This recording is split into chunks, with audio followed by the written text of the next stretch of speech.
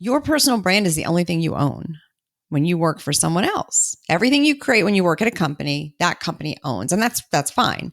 But how can you then build something that can help you grow beyond that one role that you're in currently, so that if you should decide to leave, or if you do get laid off, or if you just decide to move in a different direction, maybe you go back to school, maybe you whatever, how can what you've built serve you?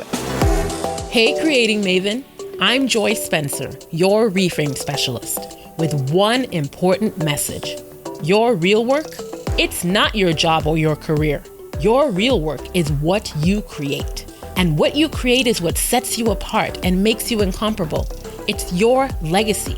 I'm here to show you a whole new way of working so you can create with your gifts, make a unique contribution, and finally get paid to be yourself. This is Reframe to Create. Even though you don't have to be the only one, you still have to be you.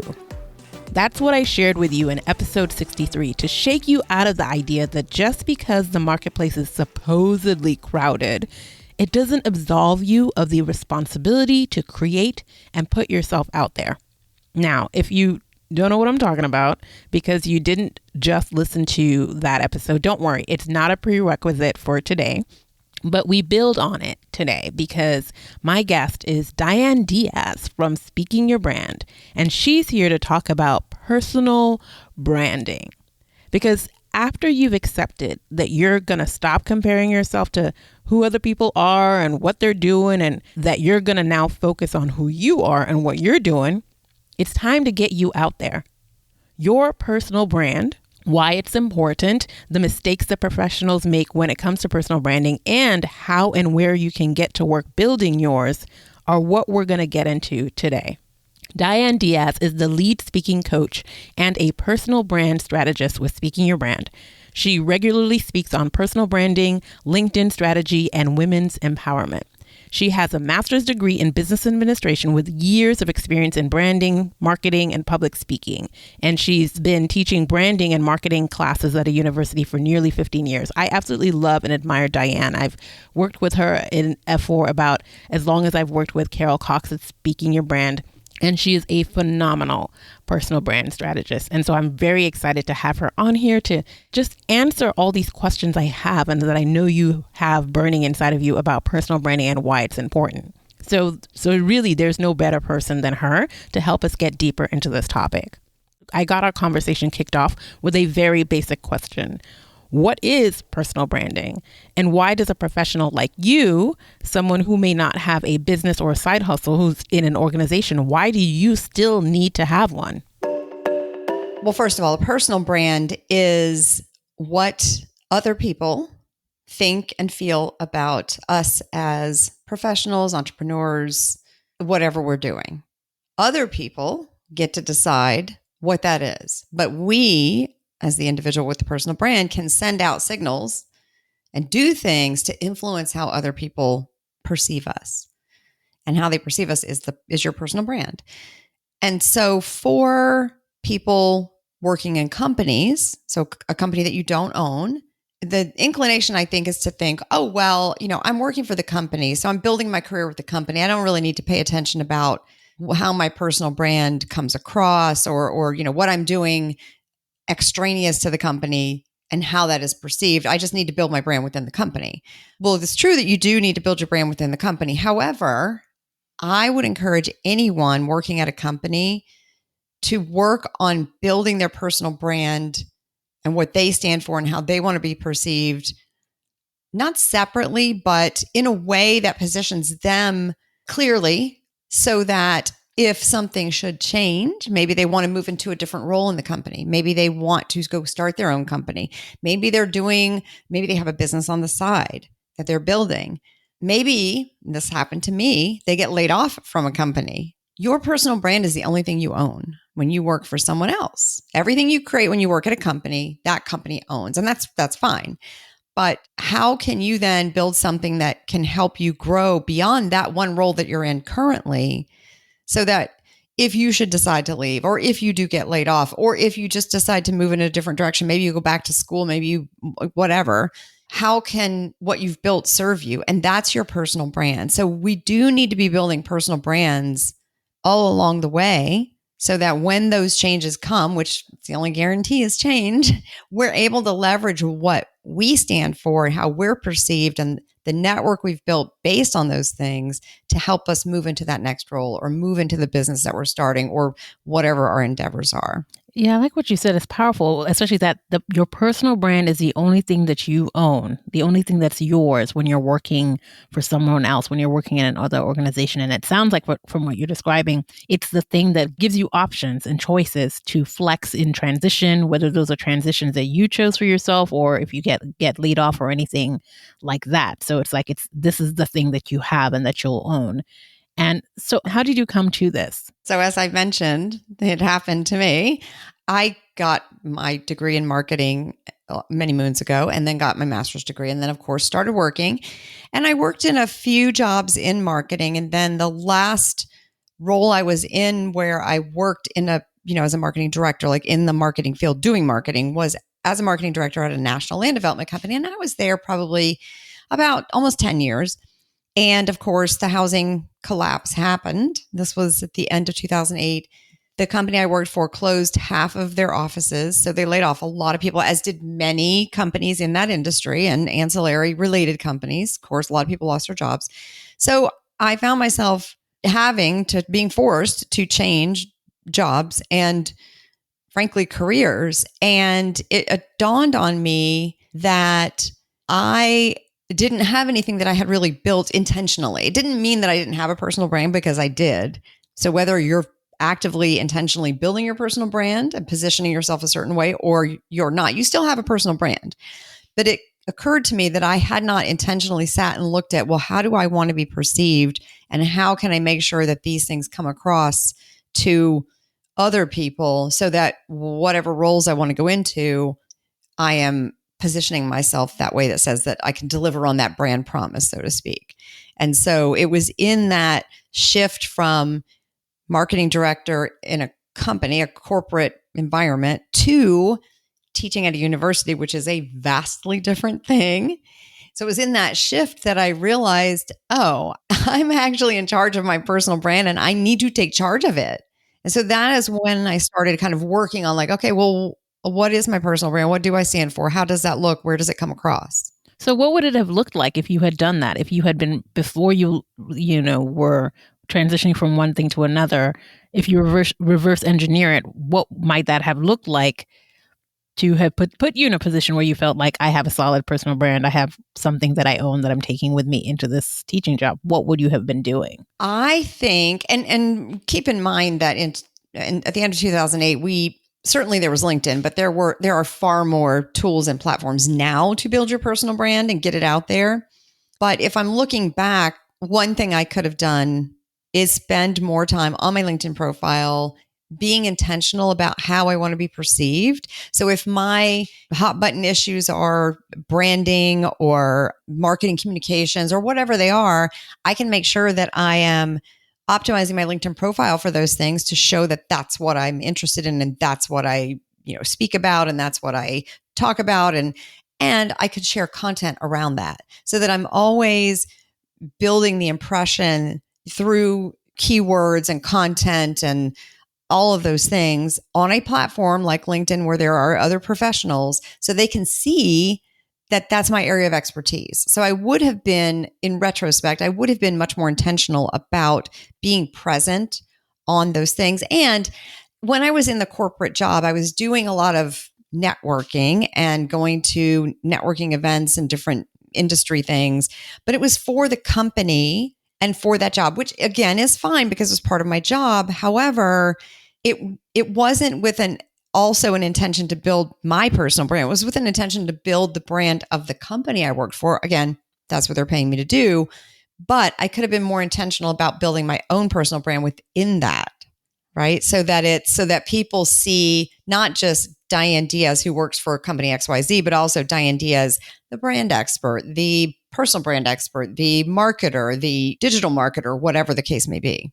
Yeah. So it sounds like the personal branding is about becoming, in the way that you're describing, it's about becoming known, by more than just your current employer, becoming known for what you do and that what you do being associated with you, not just necessarily, hey, I'm here representing this organization that does X, Y, and Z, but hey, I am someone who this is my area of expertise. These are the things that I do. This is my area of interest, and putting yourself forth as the person for the connecting point for other potential employers, other professionals in your field, or others to get to know you and understand who you are and what you stand for. Because it sounds like there's a two-way street. The perception is like people have what they'll perceive, but you also have to be intentional. It sounds like about putting yourself out there and putting things forth. So is LinkedIn, like, how do you go about doing that, right? Is LinkedIn the only way? Is it like a LinkedIn thing? Is it a social media thing? Like what is it? And I have some thoughts about what a personal brand is tangibly, that LinkedIn and some of the platforms are devices to present that, but not necessarily the whole kit and caboodle. But I'm interested in your thoughts about where else and how else people can present their personal brand. LinkedIn is just but one of the tools. And I mention it because I'm not a big social media person. In fact, I took all the social media off my phone.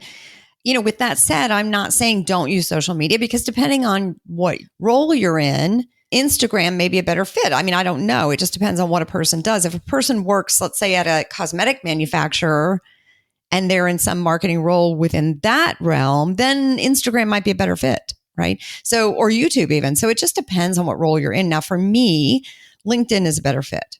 And I'm glad, because that's the only one I enjoy. But because you're in the world of professionals, and that's sort of like that's where they live. It's sort of like the platform is determined by where do the people who you want to talk to live. So like a friend EJ came on. I can't remember what episode she came on to Reframe to Create, but she bakes, and so Instagram is a better platform for her. And the thing that she is presenting that's her personal brand are literally the things that she creates, the images of the cakes that she bakes and then she's known as, the person who bakes and does all this stuff in these treats. So I see that I think that's clear and easier for people to understand if you're in an area where if you sew, show the clothes, if you bake, if you're a photographer, show the photos. But I think for professionals, that might be a harder connection to make. It's like, oh, well, I don't make anything per se. I create programs or projects, or I facilitate. How can that person be working on, putting their brand out there or working on their brand when they might not have something that's physically tangible to show as the brand? I'm going to jump in here and clarify a point that I think it's important to get before we dive too deep and get too far down the road. There are two things that we're talking about in this episode. There's the platforms and mechanisms for making your work known so that you can build your reputation, which is your brand. And then there's the work, the thing, the stuff, the substance that you're putting out there onto these platforms.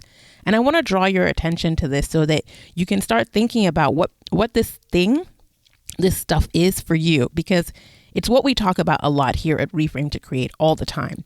It's the product, service, project, or experience that you create. But you might think that because you work in an organization, you don't have any of that at all. You don't have anything of your own.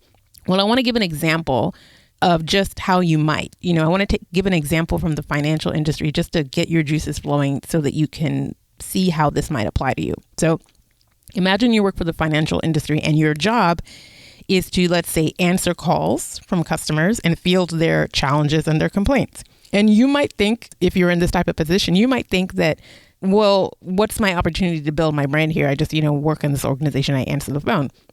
Well, think about what you're doing with each customer. With each customer, you create an experience for that customer every single time you bring them through a phone conversation. That's your thing, right? The experience you create, the way you leave people feeling after they've interacted with you. They come in, they have a problem, you problem solve, you bring them out to the other end, and they're like, oh my goodness, this was amazing, right?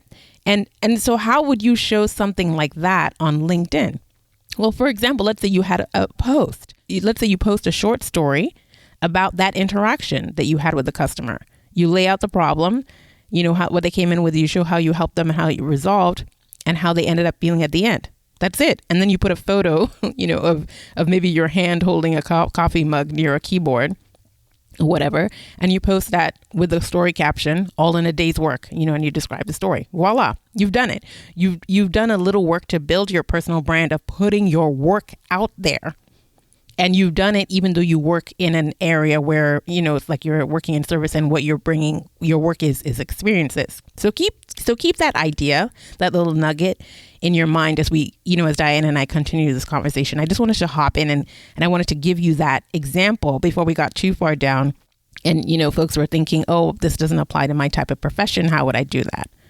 Everybody, no matter what your type of profession is, can do this. It may just take some creativity for you to adapt it for your own particular work, but it can be done.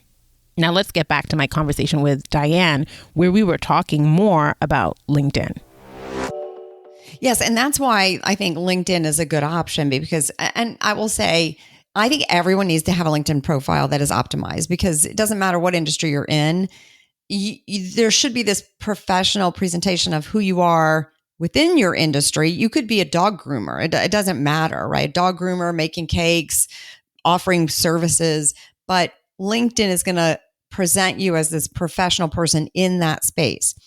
But it's not just social media. So you have to first start by thinking, well, who is my audience that I'm trying to speak to? And how do I want to be perceived to that audience? And with that knowledge and that sort of clarity around that concept, then in addition to LinkedIn or Instagram or whatever your platform is, go out into the world, right? Go to networking events. Go where your people might be, where your audience might be. Make connections, build your network, and then come back and connect with them on LinkedIn or Instagram or wherever you're putting your content. But you do want to, and I know, we've been through COVID and all of that, but especially now that we've all become so ingrained in the sort of the digital environment, and we're recording this digitally, like we're not with each other in person, right? Make use of those in-person connections, because I can't tell you how important an in-person network is to building your brand. I cannot emphasize that enough, because, and I feel like that idea was reinforced for me through COVID, because I had spent a lot of time building an in-person network. And then when COVID happened, many of the groups I was connected with went away. Some of them were rebuilt with different people. A lot of the people are in different industries. And so I have literally spent, since we've come out of COVID, how many years has it been? So three years trying to rebuild my network. And it's like I'm starting from scratch. That is how important your in-person network is, to just positioning yourself as expert in XYZ, so that your audience, when things come up and they need a person that does what you do, they're like, oh, that's right. Diane is a speaking coach. Let me reach out to her. And so the in-person connections and network and the in-person personal branding cannot be emphasized enough, because you need to start to get known to offer whatever it is you offer. And your in-person network can help you build that presence. It sounds like personal branding sits within the context of a relationship. Totally. And that's why connections and networks are so important, because your personal brand does not exist in a vacuum. It exists in the context of relationships, and relationships have dialogue. So there's what you're saying, what you're putting out, especially if you're a professional or a coach, your thought leadership, your perspective, your views, or even if you're an activist, your perspective on some particular issues, you put that out, and then others respond and they're in dialogue with you about that. And that's the sum totality. It sounds like in the context of that relationship, the back and forth is where the personal brand is being built up. Because a personal brand is about how you're known. How can you be known if there isn't another person in a relationship knowing you in some sort of way, knowing what you do, knowing who you are, and all of those things that come with it. So what do we get wrong that sort of like gets us hung up and stuck with personal branding, that you think we sort of like need to steer away from, tackle, so that we can get it right and move in the direction that you're calling us to? Well, I think one of the things, and I've kind of already touched on this, is the idea that if you're working for a company that you don't own, then you don't need to spend any time on your personal brand. And it's often the case that I will interact with people who I go to look at them on LinkedIn and they've got maybe 50 connections, and it's, because they've been working at a company a while. So they've gotten kind of wrapped up in that and not spent any time building their personal brand presence. So that's one of the things that I think we get wrong, is thinking that, oh, I don't need to do this because I've been at this company for 10, 15 years. And the other thing that kind of aligns with that is that we forget that it's a long-term play. Personal branding does not happen tomorrow, doesn't happen in a week. It's been happening, right? So to the extent that you haven't been intentional about it, that is your personal brand, right? So we need to continually nurture and water and grow our personal brand. And that takes tending, use the same metaphor, tending to that garden, right? And nurturing it. Let's say you leave your job and you're looking for another opportunity, or maybe you leave your job to start your own business and you haven't spent any time on your personal branding. Well, you can't build up that personal brand bank account in a day or a week or a month, right? What happened the past 15 years that you were in that job? So that's why we have to start now. If so, don't anybody panic. If you haven't been tending to your personal brand garden, that's okay, but start where you're at. And I would say start now, because there's going to come a time when something shifts or something changes, or you're trying to even, grow into a bigger role in the company, and you need to leverage those connections and what your personal brand stands for. But if you haven't spent any time doing it, it's going to be hard. So you have to get started. It does not happen overnight. No, and I like that description, and you using the the metaphors of using gardening and using sort of like banking and investing, like you need to put in over time for it to compound. And I hope people don't feel like, oh, I have to start from scratch, but the sense that you already have all the stuff, you already have the materials, and the personal brand is about like making it known. It's about you're doing all this. Say, for example, you're in an organization, you're doing all this great, amazing work, but it's, as I would say, it's captured by the organization. How do you liberate your work? That's what personal branding will afford you, to bring it to the fore for more people to see and get insight into what you do and the great results of what you do ahead of time, because that's who people hire, people who they feel they have a sense of like, oh, we know what we're getting. Imagine two candidates come to you, and one you've been following on LinkedIn for the last 2 years or so, and you've been seeing the work that they do, that they've been posting their thought leadership, they've been posting a lot of different things, so you're getting a sense of insight into them and what they do and the value that they bring. And someone else who you have no idea, right? And they both apply, lucky you, they both apply. And then you're just like, oh, I feel like I have a sense more of this other person who their brand is there. I have this connection with, I may not know them personally, but I know what they do. I know what they think. And I already am on board. I already like what it is that they're doing. So you already have the stuff. It's like, are you able to bring your stuff out for other people to know it, interact with you ahead of time? Again, as you said, it's about doing this stuff before you need it, right? Before you pivot, before you make that transition, be letting your reputation precede you is what personal branding can and does do for you. And the other thing is, people often think that, oh, well, I've changed careers so many times, but what I did in the past isn't relevant to what I do now. And I've heard this before, oh, I was in the Army before, but that doesn't relate. So I took it all off my LinkedIn profile. And I'm like, no. Your personal brand is the full story of who you are and what you've done, right? And so you can so to your point about people knowing you and having a sense of who you are, that's your whole story. So you can certainly, let's say you were in the Army and now you bake cakes. Well, I'm certain that there are things from having been in the Army that support the fact that you're an excellent cake baker. Maybe it's project management skills, time management skills, materials management, right? So you can draw all these connections between the different roles. It's your full story, and all of the things you've done, whether they may seem disconnected, all tell that story of who you are and support how your audience perceives you. So don't delete things, start to wrap those into the story and then tell the story that you want to be heard, but they all play a role in your story. Yeah, thanks for saying that, because I think I struggle with that and others may struggle with that, especially if you feel you're multi-passionate and you have lots of different things that you've done, and you are someone who pivots and makes changes and shifts every few years. You may feel like, oh, this looks disjointed. This doesn't, I don't understand what this is. And but understanding that this is all part of the mosaic of who you are. And I love that you're describing personal branding as the story of who you are and the story of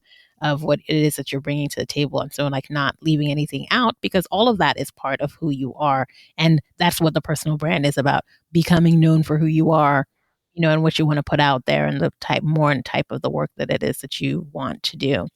You could grab an 18-year-old right now, or someone starting out in the world of work who has no idea and is totally clueless, then you could build them up from scratch. How would you support them and build them up in this area, and sort of like what direction would you give them? Well, the first thing I would tell them to do is create your LinkedIn profile, because, and as ironically, I do also teach at a university. So I do talk to students all the time about this, again, because personal branding is a long-term play. Create your LinkedIn profile at a minimum, but also you could create a one-page personal website. That's a great way to get started. And then just start collecting things that you do. So if you volunteer somewhere, even as for your example, if you're an 18-year-old and you volunteered somewhere as a school project, put that on your LinkedIn profile. LinkedIn's great also for keeping track of things you've done, in telling that story of who you are. So if you volunteered somewhere, if you've done a special project, maybe you had to do a special project for some school group that you were in, or in college, maybe you were part of a fraternity or a sorority and you did a special project, capture that somewhere on your personal website, on your LinkedIn profile. Keep track of those things, because those things are the building blocks of your personal brand. And sure, 20, 30 years down the road, maybe they're not so important, but they are part of your story. And they do sort of build this trajectory over time as you walk down this path of your career. But you have to start now and not wait. We get busy. We get out of college, we get a job, like, oh my gosh, it's so busy. And then maybe you get married, you have kids. And then before you know it, you're in that job for 20 years or 15 years, and then you change jobs. And before you know it, time has passed and you've never even sat and thought, wait, how am I coming across? And how do I want to come across? So just start now. It doesn't mean when you're 18, you have to decide who you want to be and what you want to do for the rest of your life, but just get started collecting the bits and pieces of your story so that you can intentionally craft that in a way that positions you the way you want to be seen, and then influences how the audience feels about you based on what you want, the story that you want to tell. I like that. That's good. How do you feel that your personal brand is working for you? I think it's working really well, because I do get people reaching out. You reached out to me asking me to talk about personal branding. So obviously, yes, that's what you're known for. Yeah. I have been getting people reaching out recently for talks on storytelling or things around, I'm doing upcoming talk on personal branding, upcoming couple of talks on storytelling. So the messaging that I'm putting out is definitely hitting and being remembered. And people will refer me to other people who will then reach out and say, oh, so-and-so told me that you speak about personal branding or thought leadership or storytelling. And so again, planting those seeds, putting out those little messages along the way so that people remember that. And even if that person doesn't reach out to me, they're going to refer me to someone else. So I think it's working pretty well. I think it's working pretty well. And you also have a Speaking Your Brand course about LinkedIn and helping people. Yes. You walk people through, and I use it as well. You walk people through updating and tightening up their LinkedIn profile for their personal brand. Yes. And I find that people also reach out, and it helps you to have the type of conversations you want to have, because you're already putting it out there, the type of work you're interested in, because of the conversations that you have and the things that you post about. And so people will follow suit and reach out to you about those things and have ongoing conversations. So it's a great way to attract more of the work that you want to do, but then also get into and connect with the community of people, of like-minded people who you can, get work opportunities from, but also learn and grow them. I'm finding an amazing community of people who do storytelling work, personal branding work on LinkedIn. That's from being in conversation, commenting on stuff and using it as a place to do that relationship building, as you said. So it's a very good platform it's not the only one, but it's a good platform for professionals who are looking to build their personal brand. Yeah. And I like it too. As I said, it's a great way to track all the things you've done. And then you yourself can go back and look at it and see, oh, look at the trajectory that I've had, because my first job out of my undergrad, my first professional job was managing a focus group facility in Norfolk, Virginia. Now, that might seem completely disconnected from what I do now, but it's not, because if you look at the steps and again, it wasn't intentional, it just sort of unfolded that way, but I can go back and look and see, oh, this is how the different things led to one another and how they all connect and where they've brought me now. So to tell that full story of who I am. And so it's just a nice way to help you with like imposter syndrome and see that you've done the work to get where you're at and created those building blocks to help tell your story. So it's a nice way to keep track of those things, because where else are you going to compile that? And I want to emphasize for people, because I think we're talking about, where we're spending a lot of time talking about where to talk about what you do. But I think I want to also drill down on, well, remind people again, you do have things like, and when you look back on your resume, if you look back on, and I take people through this with a resume excavation, what have I created before?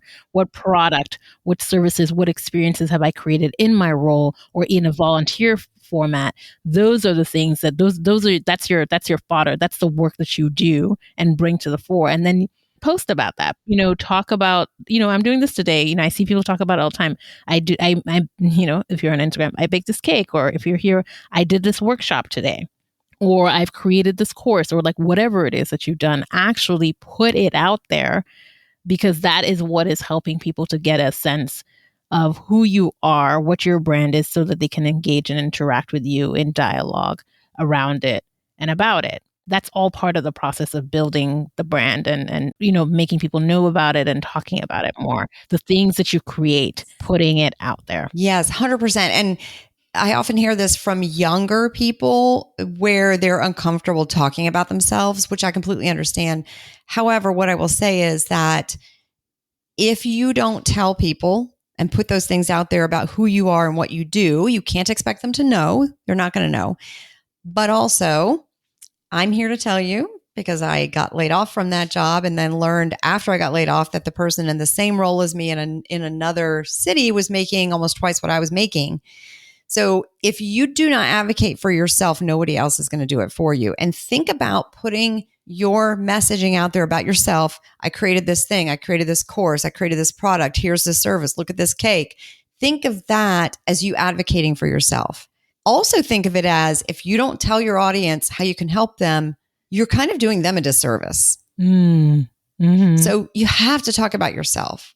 We'll spend 20, 30 years of our life working for a company selling their brand and product and forget to sell ourselves.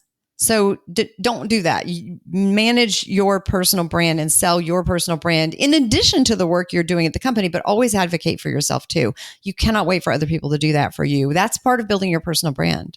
I think it's so important the way you're emphasizing this. It's helping people to get out of the mindset where they've sort of merged themselves with their jobs. They've merged themselves with the company, and they're like, this is a, 2 for 1. And it's like, no, those are two very separate things. And you always have you have two responsibilities. You do have the responsibility for the role and whatever you're committed to doing for that organization, but you're also the CEO, manager, whoever you are of your brand.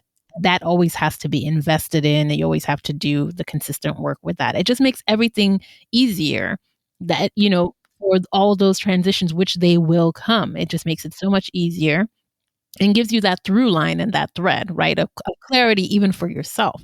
So you enter into new conversations, you enter into even interviews with such a clarity about who you are that's not constantly changing and shifting with each new role and job that you're choosing. And I think it makes you a better candidate overall. Absolutely. And I think it makes you be seen as someone who understands their value right? And then I think that says something about you when you come in, and of course in a respectful way, but I think it shows that you value yourself and what you have to offer when you advocate for yourself in that way. Yes, exactly. And it's such a way to respect other people's time as well, and respect what they're trying to do, the work that they're looking to figure out. If you're the person to do it with them, you coming in with a clarity about who you are and what your brand is, and what you've done, and having taken the time to lay it out for them over time so that they can see it, and and you could have that know, like, trust. Yeah. I like that. This is such an important conversation, and I hope folks get that, as a professional, this is a responsibility that they have as well. And it's not something to just abdicate. And so no more hiding behind your job role, no more hiding behind the organization. You have to find a way to step out and show your work, especially in the context and the work environment that we're in right now. Everybody is personal branding. Yeah, it's the way of the future. Yeah, and I think that's a good point, because gone are the days of, maybe our parents, where you got out of college, started with the company and worked for the company until you retired, and then that was that. That doesn't exist anymore. And if anybody had told me back when I graduated from college that I would be in 2 jobs that are virtual that I love, I would have thought you're bananas. Like, I literally thought I was going to work for the same company forever.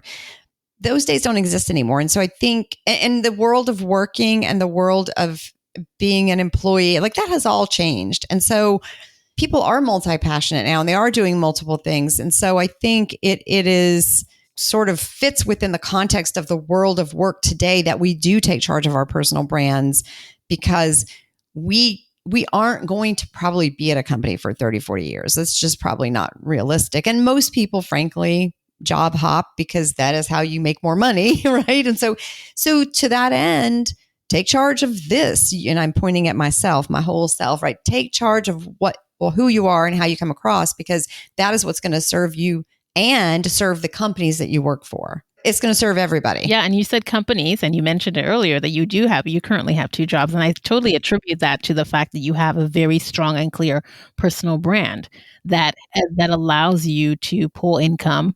You have liberated your work. You're pulling income from more than one employer because of that singular powerful pull of your brand, that you're the personal branding expert. You're not defined. You're defined by what you do and the things that you create and the experiences that you create for others. You're not defined by a role that specifically lives in and exists within one organization or institution. Yes. Clarity and consistency are key to building a personal brand that people recognize in the way that you want to be recognized. That is the key. What else? What else do you think we haven't covered, or that you want to leave people with, or you want people to know about personal branding? One of the big things is, don't think of it as bragging, because people often think that, oh, if I'm talking about myself, I'm just bragging. And frankly, I hear that mostly from women. But again, to that, I will say that it is not bragging if you're just stating facts about who you are and what you do.